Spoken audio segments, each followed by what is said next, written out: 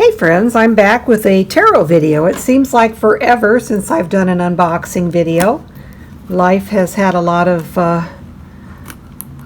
surprises for me, and I've retired, I've gotten married, I've had a family wedding that I had to travel to, I've had a lot of things going on around the house here, but I was able to pick up this Carolyn Smith Elemental Tarot, and I wanted to bring that to you today and unbox it for you.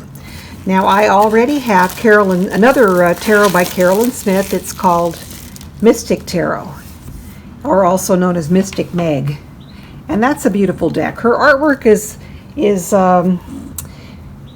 it's very pretty. It's not what I'd call beautiful artwork, but this is artwork that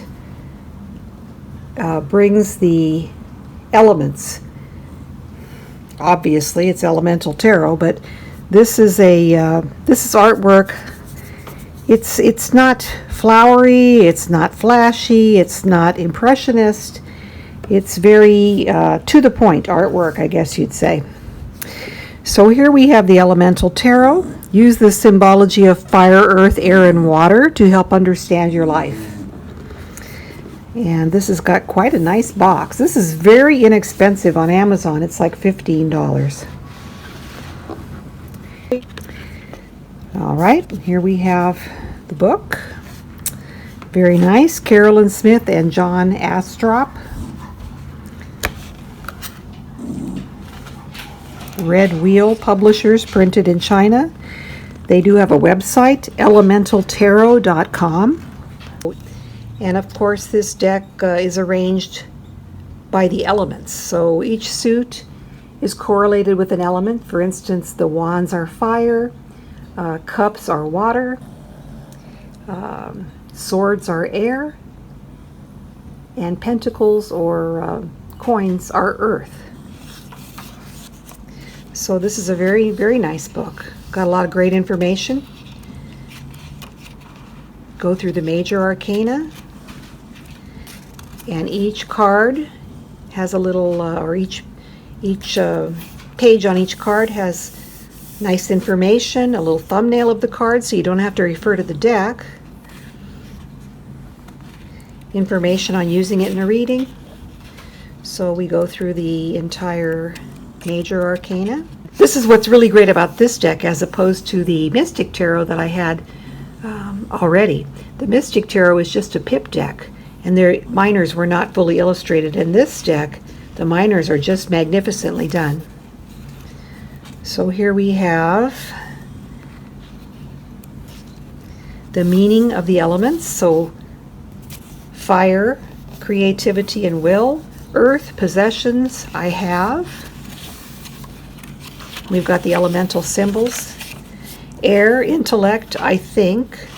This is not the traditional symbol of air, but it'll work. Water, emotions, and I feel. And we've got a moon there to symbolize water.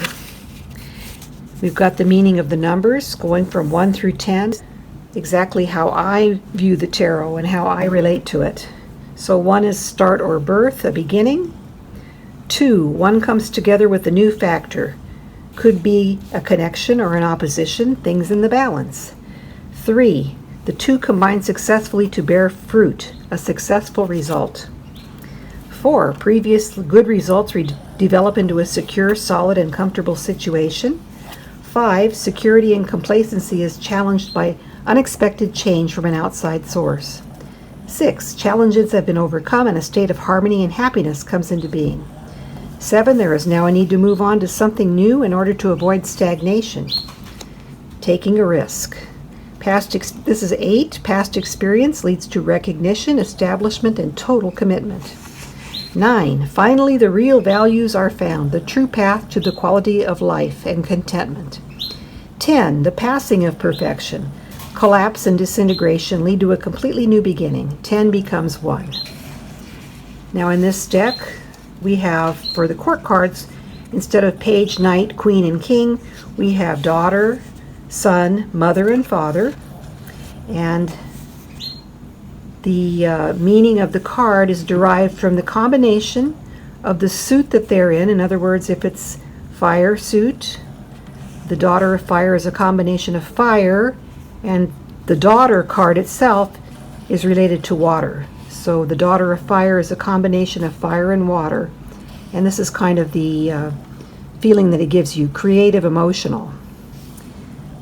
We have daughter of earth is a combination of earth and water. Daughter of air, air and water. Daughter of water, water and water. Then you move on to suns, which are the equivalent of knights in a traditional tarot deck. So each sun is related to fire, and then whatever suit the sun happens to be in combines that element with fire. The mother card is related to the queen. The mother represents earth, and then depending on what suit she's in, we combine that with the other element. So for mother of earth, earth plus earth, practical, practical. Mother of air is a combination of earth and air, intellectual, practical. Fathers instead of kings, so the fathers are related to air. This is sort of related to Thoth. In Thoth, they relate the father or the knight or the king in a traditional deck with air, and the sons with fire. So air is more knowledge, intellect, communication. So father of fire is a combination of fire, which is the element, and air, which is related to father, creative, intellectual. So we've also got astrological symbols, a little bit on astrology. Or these cards have a lot of different gods from different pantheons across the world. So it's a very eclectic and very diverse deck. We've got Egyptian symbols in the corner, astrological symbols. We've got the elemental symbol, and then the card number, the god that it's related to, the general keyword. So fire cards, those are the traditional wands, and they cover each of these minor arcana cards with just as much detail as the majors. We've got the thumbnail and the information here. So this is a really great book. Obviously we can't go through it all, but I'm going to love going through it all once the camera's off. Okay, water cards.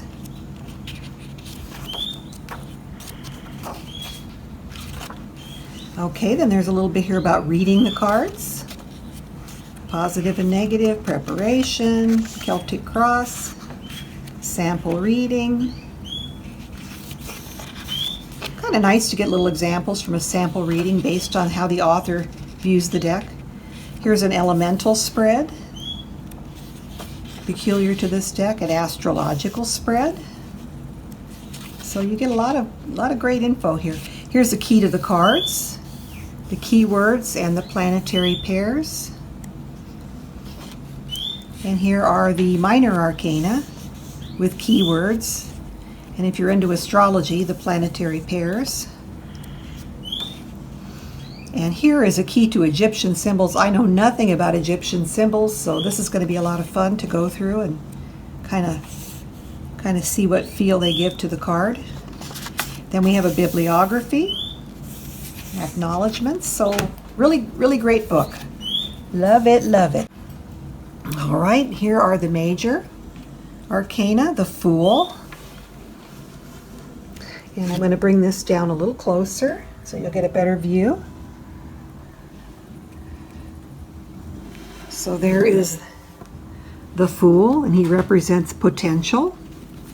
And I noted when I got these cards out of the box, they're a little bit bowed and they're a little bit plasticized, which I kind of like because I think they hold up better when they're a little bit plasticky and not quite as cardboardy.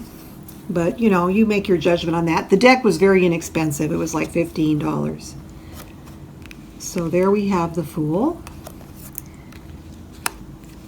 Trickster or the Magician. and he represents confidence. Virgin, or the High Priestess, receptivity. Isn't that a beautiful card? There's the Empress, or Mother. Emperor, or Father. Even though these images and this artwork is kind of simplistic and it's not very, what's the word I want to say? It's not, aesthetically, it's not exactly that pleasing, but it gets the job done. The images are very practical, to the point, and they really give you a good, intuitive way to read. Here's the Pope, or the Hierophant, as it's known in most decks. Belief, I am sinless, and the root of all sin derives from me. Choice, or the Lovers. Passion, or choice. Victory, or the Chariot, and I think that is a perfect Chariot card. I really love it. Ambition, that's it in a nutshell to me, the Chariot card. Here is Strength, and that's supposed to represent health. I really love these cards. I'm going to get a lot of use out of this deck. The Shaman, which would be the Hermit in a more traditional deck. Will, in my weakness, do not forsake me. Do not be afraid of my power. Instead of Wheel of Fortune, we have Fate, or Change. Law in place of Justice. Hanged Man, Sacrifice. Death, or Transformation. That's a very beautiful death card. I like it. I really like it. It reminds me of the old tombstones from a couple hundred years ago. Peace, and I believe in a more traditional deck that would be Temperance, or Art if you're into Thoth. But this is a very nice representation here of justice. I am the Judgment, and I am the Acquittal. Very nice. Peace, or Temperance. I don't know, I think I would have preferred a little more typical Temperance, but this image is nice too. There is the Devil, or Desire. The Tower, or Survival, which is kind of unique way to look at the tower. I always look at it as something being torn down and built back up, but that's survival. So pretty good keyword for that. The Star, absolutely beautiful. Hope. The Moon, or Illusion, very pretty. We've got the mask in front of the face there. Great representation for illusion. Water down here. This is a beautiful sun card too. I love this lemniscate kind of thing made out of roses. It's beautiful. The Sun. Judgment, or Forgiveness. And Eon, which is in more traditional decks, the World, or in Thoth, I believe they call it Aeon, or Eon also. So that is the major arcana. Now let's look at some of the minor cards here. I guess we can start with Water, and we'll go from Father and trace our way back down backwards. Father of Water, Mother of Water, and then these are associated with different gods and goddesses. The Angel of Autumn, the Earth in Autumn, Mother of Water. And that's kind of neat that they pull in the seasons too, because I like to use that association of the seasons with each suit also. So water is associated with autumn, earth is associated with winter, air is associated with spring, and wands are associated, or fire in this deck, are associated with summer. So that is pretty cool. I like that. So we've got Son of Water, Daughter of Water, the Moon in Autumn. Coastal Water is the Ten of Water. Nordic God of Seas and Ships. Nine of Water is Lake, or Gaia, Mother Goddess. Eight of Water, and all these water cards are sort of kind of in the blue hues. bluish, purplish, bluish, greenish, bluish, but they're all kind of offshoots of the blue theme. 8 of water, well. 7 of water, ocean. And we've got the Eskimo goddess of the seas. So you don't need to know, which god or goddess is on there. You can just kind of get the intuitive feeling by looking at the card, but it's there in case you want to expand your horizon of gods and goddesses of different pantheons. Here we have 6 of water, oasis, Haitian goddess of love and dreams. Very cool. 5 of water is sudden rain. 4 of water is Chinese god of walls and ditches, moat.